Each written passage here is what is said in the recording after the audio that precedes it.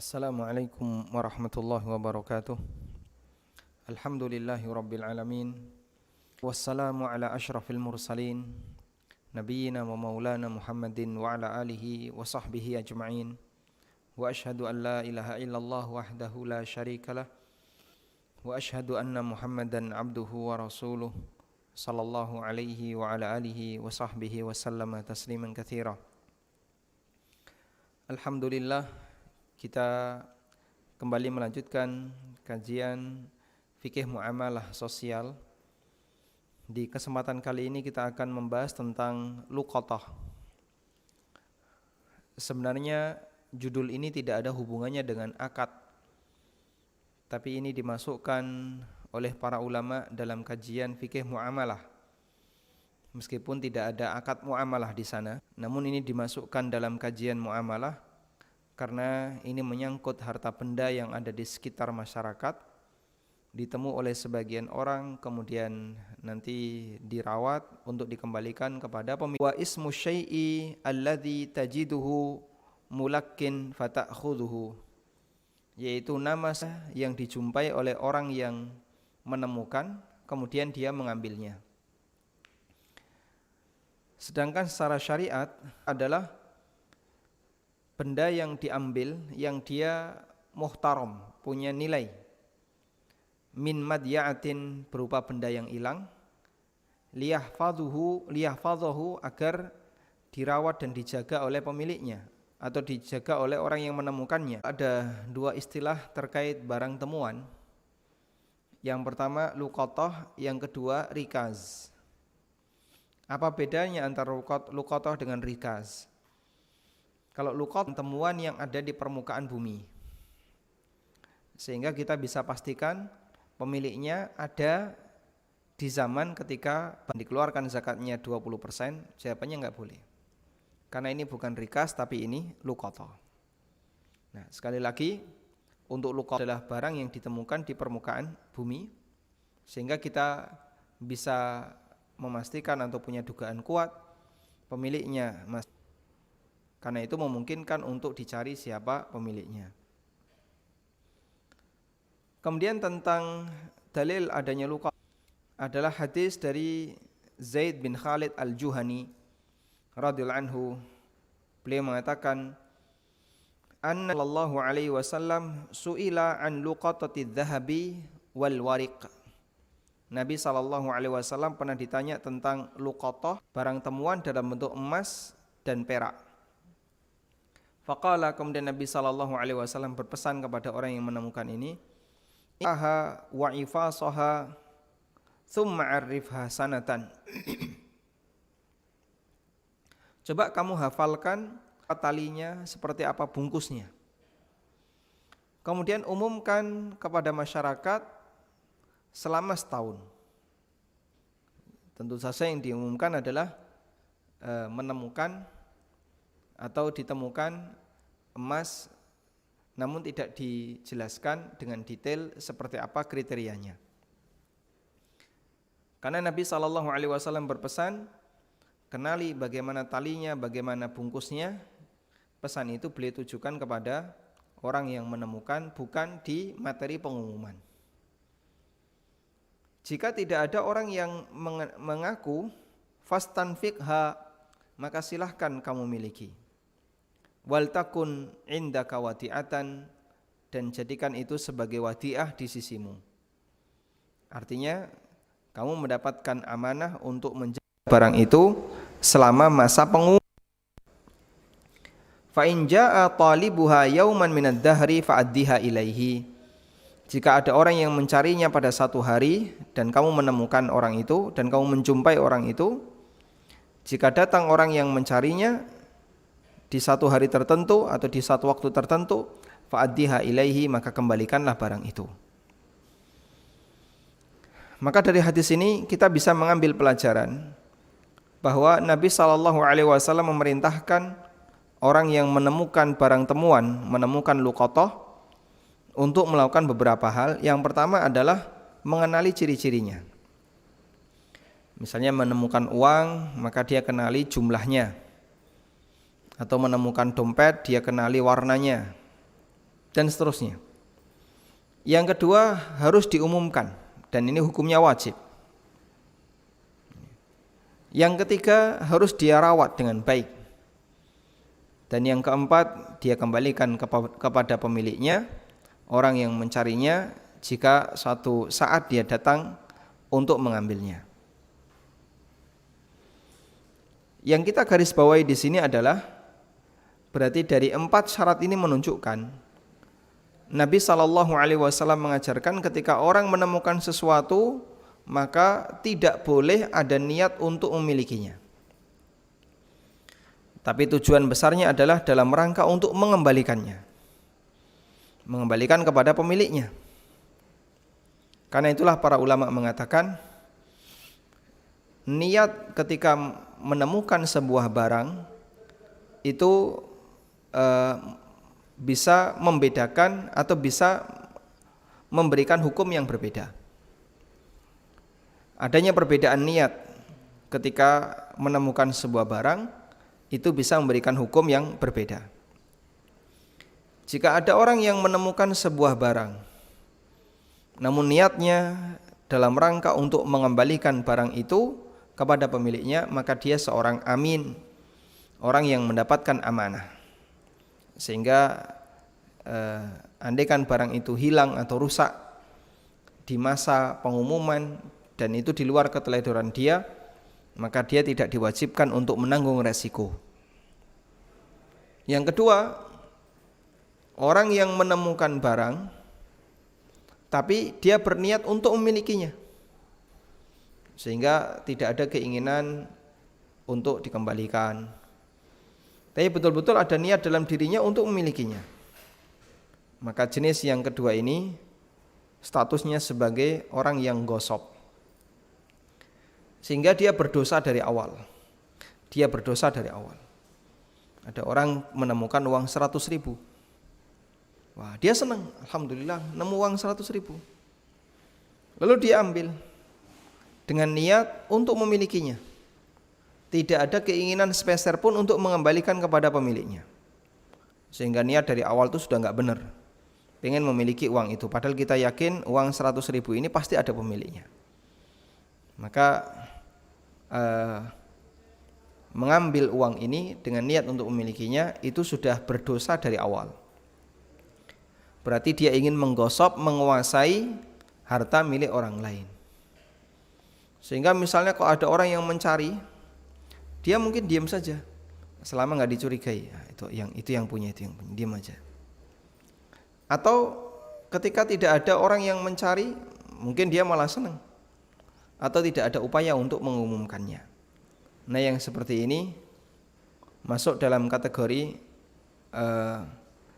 gosop, merampas harta orang lain, dan ini hukumnya dosa. Praktek seperti ini di masyarakat kita masih banyak, dan itu menunjukkan bahasanya pendidikan masyarakat kita terkait menghargai harta orang lain itu belum maksimal. Indonesia itu termasuk di antara contoh yang kurang baik dalam masalah ini.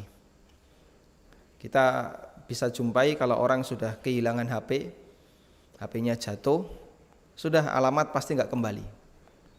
1001 ketika orang menemukan sesuatu kemudian dicari pemiliknya. Nemu HP, kemudian ketika dihubungi dia berusaha untuk mengembalikan kepada pemiliknya. Dan sampai ketika itu ada, kita merasa Masya Allah, orang ini baik hati sekali.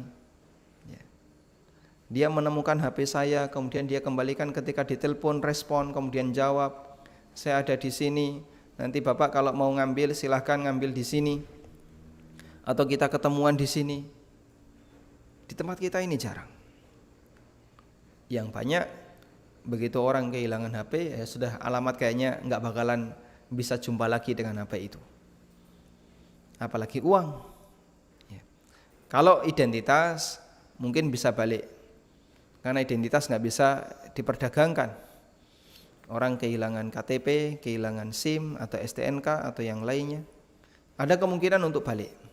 Tapi kalau sudah berbicara masalah benda-benda berharga yang itu tidak punya, atau yang itu tanpa melihat identitas seperti HP atau uang atau bahkan cincin atau yang lainnya, wah itu Masya Allah, bagi yang menemukannya sudah punya niat dan keinginan dari awal untuk memilikinya. Kemudian disebutkan dalam riwayat yang lain, Nabi SAW, hadis dari Zaid bin Khalid Al-Juhani tadi diriwayatkan oleh Bukhari dan Muslim, dan disebutkan dalam riwayat yang lain, wasa'alahu an dalatil ibil. Nabi SAW juga ditanya tentang dalatul ibil, tentang onta yang hilang. Faqala, lalu beliau bersabda, malaka walaha da'ha fa inna ma'aha khida'aha wa siqa'aha taridul ma'a wa ta'kulu syajara hatta yalqaha rabbuha. Bagaimana dengan onta yang hilang? Kata Nabi SAW, ngapain kamu ngurusi onta hilang? Biarkan saja, dia pakai sepatu, dia punya kantong air, dan dia bisa minum, dia bisa makan pepohonan yang ada di sekitarnya, sampai nanti dijumpai oleh pemiliknya. Wasa'alahu anisyat, dan beliau juga ditanya tentang kambing. Faqala, lalu beliau bersabda, khudha fa innama hiya laka au li akhika au lidhibi. Kalau kamu menemukan kambing yang hilang, ambil. Karena hanya ada 3 kemungkinan. Kamu yang nanti merawatnya, atau saudaramu, atau nanti dimakan serigala. Nah, daripada binatang ini sia-sia, maka beliau sarankan sebaiknya kamu ambil. Baik. Dari satu hadis ini, maka para ulama membagi luqatah menjadi 3 macam. Yang pertama, barang temuan yang tafih, yang nilainya sangat murah. Ma la tatba'uhu himmatun nas, yaitu orang tidak punya keinginan sepeser pun untuk memilikinya. Misalnya korek api, atau lagi misalnya gunting, atau apa, uang-uang receh. Fahadha yajuzu iltiqatuhu, maka barang seperti ini boleh langsung diambil, dan orang yang menemukannya boleh memilikinya, memanfaatkannya bila ta'rifin, tanpa harus mengumumkan. Orang yang menemukannya boleh langsung memilikinya, boleh langsung memanfaatkannya tanpa harus mengumumkan. Namun kalau misalnya ada orang yang nyari, ya wajib untuk dia kembalikan. Ya. Kalau di zaman kita sering kita jumpai ada uang receh, ya, 500 rupiah atau 200 rupiah. Ya. Orang ketika menemukan seperti itu, mungkin dia malas untuk ngambil. Maka ketika Anda mengambilnya, ini boleh langsung dimiliki dan tidak perlu diumumkan. Terus nilai barang tafih, barang yang tidak punya harga, itu standarnya berapa? Jawabannya adalah berbeda-beda tergantung urf yang berlaku di masyarakat. Di zaman sekarang uang 500 rupiah, ya, parkir pun tidak mau, minimal 1.000. Atau bahkan di daerah yang lain motor 2.000. Sehingga ini barang tafih. Dulu di tahun 90-an 500 rupiah itu berharga. Sehingga orang memiliki atau punya uang 500 rupiah, nemu uang 500 rupiah, itu senang sekali. Nah, sehingga batasnya begini. Berapa nilai yang kira-kira ketika orang naik motor, begitu lihat barang itu dia nggak mau berhenti. Itulah yang dimaksud dengan ma la tatba'uhu himmatun nas. Barang yang orang tidak punya selera untuk memilikinya dan mengambilnya. Daripada saya harus matikan motor, saya harus turun, mending nggak usah diambil. Jadi sampai dia itu ketika naik motor nggak punya keinginan untuk turun. lebih bernilai waktu dia bertahan di atas motor, tenaga dia untuk bertahan di atas motor daripada berhenti, turun, kemudian ngambil barang itu. Itulah barang yang nilainya rendah, dan seperti ini jika ditemukan maka tidak perlu untuk diumumkan, boleh langsung dimanfaatkan. Meskipun kalau misalnya ada orang yang nyari, Anda nemu gunting di jalan, kemudian Anda pakai, ketika di masjid ada hastakarya, Anda bawa gunting itu, terus ketemu pemiliknya, loh ini kemarin gunting saya tak cari-cari, kembalikan. Ya, kembalikan. Kenapa kembalikan? Karena ketemu pemiliknya. Meskipun Anda boleh memanfaatkan dan memilikinya tanpa harus mengumumkan. Yang kedua, benda luqatah yang dia bisa bertahan. Contoh di masa silam adalah seperti onta atau kuda. Maka benda yang hilang seperti ini, yang dia punya, yang bisa bertahan, dia bisa menjaga diri, ya, yang di buku Fiqh Muyassar disebutkan, ma yamtani'u binafsihi min sigharis siba, binatang yang bisa menjaga diri dari binatang-binatang buas yang kecil seperti serigala, seperti onta. Contohnya adalah onta, kuda, sapi dan semacamnya. Wa hadza yahrumu iltiqatuhu, maka barang seperti ini, binatang seperti ini haram untuk ditemukan, haram untuk diambil. Wala yamlikuhu multaqituhu bi ta'rifihi, dan orang yang mengambilnya tidak berhak untuk memilikinya meskipun sudah diumumkan. Berdasarkan hadis dari Zaid bin Khalid Al-Juhani tadi. Karena itu Nabi SAW mengatakan, malaka walaha, ngapain kamu urusi barang kayak gitu. Nah, terus kalau contoh di zaman kita apa Pak? Ya, contohnya misalnya mobil parkir. Ya, namanya mobil parkir itu kalau nggak diapa-apain dia nggak rusak. Misalnya ya, ada orang naik mobil, kemudian di tengah jalan dia mengalami masalah, akhirnya minggir. Nah, setelah dicoba untuk diperbaiki, ternyata masalahnya serius, ini harus manggil bengkel. Akhirnya dia taruh di pinggir jalan, dia nyegat mobil yang lain atau taksi, kemudian dia berangkat nyari bengkel. Apa yang bisa dilakukan oleh, atau biasanya masyarakat kalau seperti ini gimana? Dia pasti was-was, nanti mobil saya pasti diambil orang, nanti dipecah kacanya terus dibawa orang, dan seterusnya. Padahal mobil itu kalau nggak diapa-apain, dia akan tetap utuh seperti itu, meskipun kehujanan, meskipun kepanasan. Karena itu yang lebih tepat adalah biarkan yang kayak gini, jangan diambil, biarkan. Nanti pemiliknya akan datang lagi. Contohnya motor, itu kalau dibiarkan saja, nanti pemiliknya akan datang lagi. Nah, di tempat kita ya langsung disikat orang-orang. Contoh yang lain, benda-benda yang besar ditaruh di satu tempat tertentu, itu sebenarnya bukan barang hilang. Tapi andai misalnya ada orang yang kehilangan benda seperti itu, maka sebenarnya biarkan saja benda yang kayak gini, tidak perlu untuk diambil. Kenapa? Karena dia adalah barang yang punya nilai ketahanan. Misalnya besi, ya. Besi atau perlengkapan untuk naik-naik itu apa namanya? Yang besi ditata itu.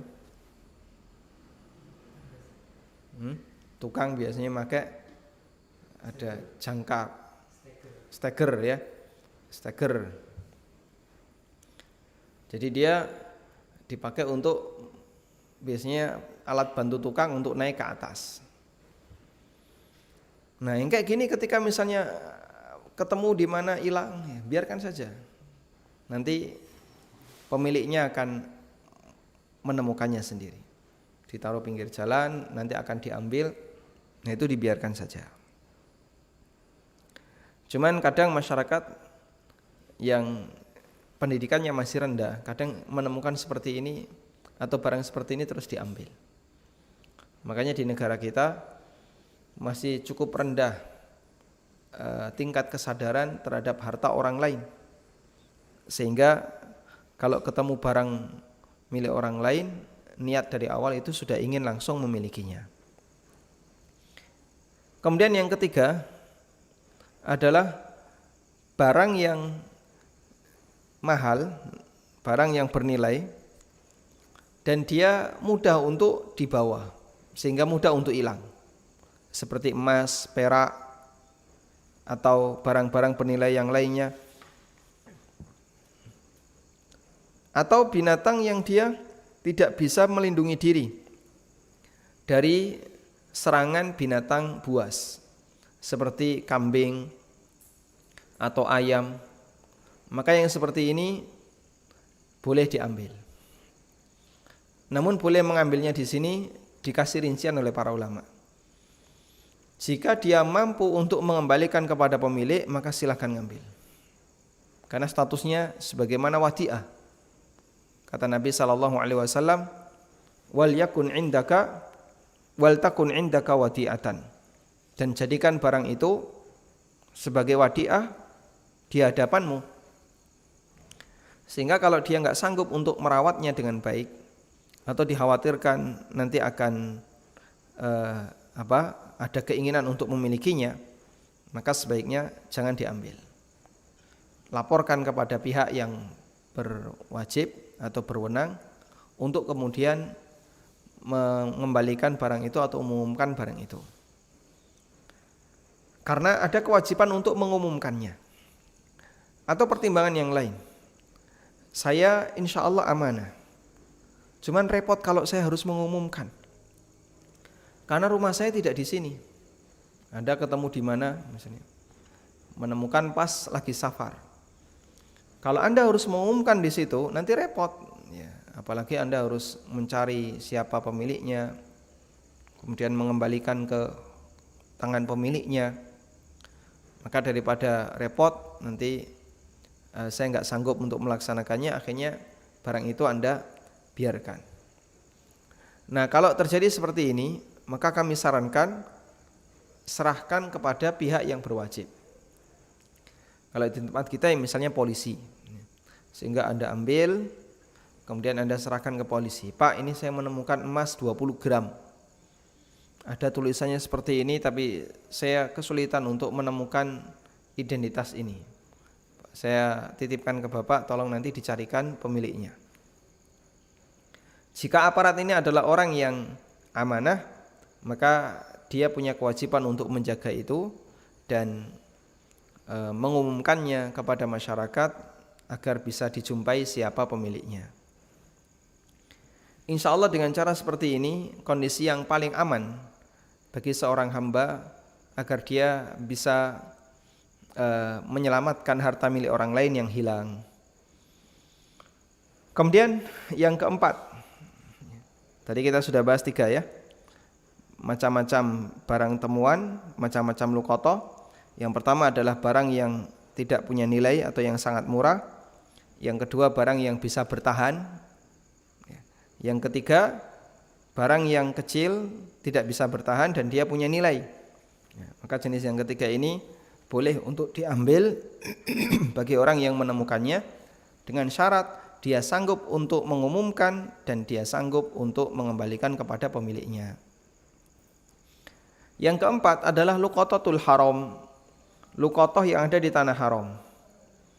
Untuk luqatah yang ada di tanah haram, la tumlaku bihalin wa yajibu ta'rifu biha tulad dahri. Tidak boleh untuk dimiliki apapun keadaannya dan wajib untuk diumumkan tanpa batas.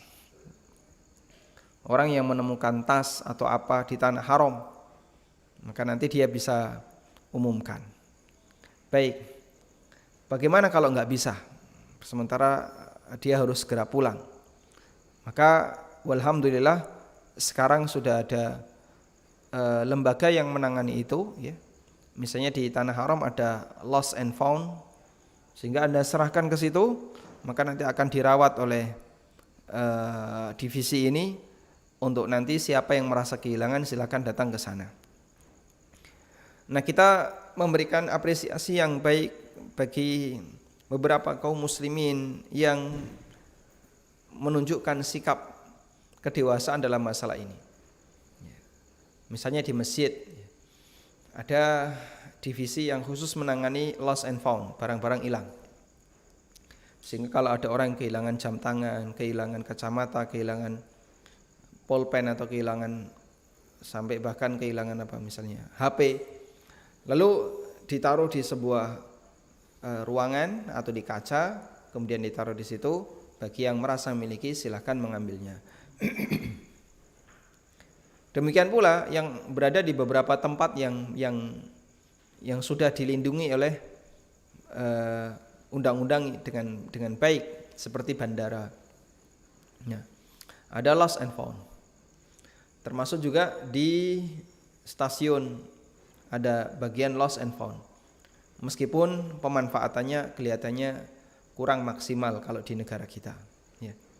Ya kita tetap memberikan apresiasi, ada peran baik di situ, tapi masih banyak saja kasus di mana ketika barang itu hilang dia nggak kembali lagi ke pemiliknya meskipun sudah disediakan tempat seperti itu. Artinya orang yang kurang jujur di negara kita, yang masih punya keinginan untuk menguasai harta milik orang lain itu masih banyak. Padahal kalau kita bandingkan dengan beberapa negara kafir, jelas ini negara kafir. Ya, pemerintahnya kafir, undang-undangnya undang-undang undang-undang non-muslim. Rakyatnya juga mayoritas non-muslim. Tapi mereka punya karakter. Dan karakter baik itu sampai mereka menghargai apapun yang dimiliki oleh orang lain. Sehingga mereka merasa aman, naruh barang di mana aman, naruh barang di mana aman. Ketinggalan tas di kereta pasti nanti akan balik. Ketinggalan tas di mana nanti balik. Di negara kita ya ini berbeda ceritanya. Ya, makanya kita mengajak kepada masyarakat untuk belajar masalah akidah yang benar, tauhid yang benar. Termasuk diantaranya adalah menghargai hak milik orang lain. Dan itu salah satu diantara pengaruh besarnya membuat orang menjaga diri agar jangan sampai menguasai harta milik orang lain. Selanjutnya, apabila orang mengambil barang temuan, maka dia punya kewajiban untuk menjaganya karena statusnya adalah barang amanah dan wajib bagi dia untuk mengumumkan. Mengumumkan di mana? Fi majami'in nas, di tempat-tempat kumpulnya orang selama setahun. Nah, standar pengumuman dan lama di sini dan rentang waktu di sini, kalau rentang waktunya Nabi SAW sudah menentukan. Lalu bagaimana teknis pengumumannya? Nabi SAW tidak menentukan. Tapi kemudian dikembalikan kepada urf yang berlaku di masyarakat. Misalnya, standar pengumuman di tempat kita kayak gimana? Ya, disiarkan melalui berita radio atau melalui koran atau ditempel di tempat kamu menemukan barang dan seterusnya. Maka lakukan itu sebisanya selama setahun. Kemudian jika tidak ada orang yang mengambilnya dalam waktu selama 1 tahun, fal multaqitu yamtaliku al-luqatata, maka orang yang menemukan berhak untuk memiliki barang temuan. Lakin la yutasarraf fiha illa ba'da ma'rifati awsafiha. Namun sekali lagi dia tidak boleh memanfaatkannya kecuali setelah diumumkan. Dan jika ada orang yang mengambilnya dan persis sebagaimana kriteria yang dimiliki oleh barang itu, maka wajib bagi dia untuk mengembalikannya meskipun orang ini tidak diwajibkan untuk mendatangkan bukti, cukup bercerita saja. Ya. Apa buktinya kalau ini milik Bapak? Nah, saya kenal semua. Sampai dalam isi tas itu saya tahu isinya apa saja. Oh, silakan ceritakan. Sekarang dibuka, buktikan. Oh, ternyata benar, udah kembali bawa. Dan itulah bayinah yang dimiliki oleh orang yang mencari tadi. Tayyib. Kemudian setelah rentang setahun diumumkan, kok tidak ada yang mencari, berarti menjadi hak milik orang yang menemukan. Boleh dia miliki. Tapi kalau satu waktu nanti ada orang yang mencari dan ternyata betul itu pemiliknya, maka tetap wajib untuk dikembalikan. Meskipun rentangnya sudah lebih dari 1 tahun. Kemudian dalam aturan luqata, jika barang temuan itu adalah barang yang mudah rusak, seperti buah-buahan atau makanan, dan Anda tahu bahasanya ini bernilai, maka boleh Anda temukan, Anda boleh mengambilnya, kemudian silahkan dikonsumsi. Jika nanti pemiliknya datang, maka Anda wajib untuk mengembalikan. Contohnya apa, Pak? Ya, misalnya ada orang yang menemukan 1 box donat plus pizza, ditambah lagi apalagi beberapa box yang lain. Kita tahu ini pasti ada pemiliknya, ini makanan mahal. Maka Anda boleh ngambil, kemudian diumumkan. Nah, terus gimana kalau kalau diumumkan selama setahun nanti basi? Silakan dimakan, nanti kalau pemiliknya datang, sampaikan dan diganti uang. Kalau nggak sanggup gimana? Nah, kalau nggak sanggup, silahkan serahkan kepada pihak yang berwajib. Wallahu ta'ala alam. Baik, insyaallah materi kita sampai di sini. Walhamdulillahirabbil alamin. Kita telah menyelesaikan semua pembahasan seputar masalah fikih muamalah sosial, mulai dari musabaqah, kemudian kita lanjutkan dengan wadi'ah, ada hibah, wakaf dan seterusnya, sampai yang terakhir yang kita bahas adalah masalah luqata.